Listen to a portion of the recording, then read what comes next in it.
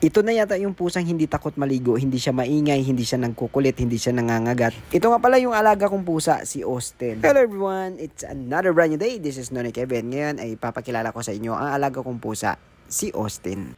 Ang nagpangalan nga pala sa pusang to ay si Ma'am Grace dahil gusto niya sana itong i-adapt nung marami pang mga pusa dito sa akin. Pero gusto ko na ipamigay. Ito na lang yung naiwan dahil akala ko kukunin ni Ma'am Grace. Pero ayaw ko na itong pamigay dahil napamahal na sa akin. At sa akin na din itong lumaki. Ganyan na nga siya nanggigising tuwing umaga. Dahil nga sa sobrang init dito sa Saudi at ang bahay pa namin ay nandito sa rooftop. Kaya siguro pag pinapaliguan ko tong pusa na to ay babe na babe siya dahil nagugustuhan niya yung lamig. Iba talaga pag sa'yo na lumaki yung pet kasi napakalambing nila at napaka-clingy gaya nito. Gusto niya lagi hinahaplos-haplos yung ulo niya, yung katawan niya, yung tiyan niya. At siya pa mismo kukuha sa kamay mo para ilagay sa kanyang ulo.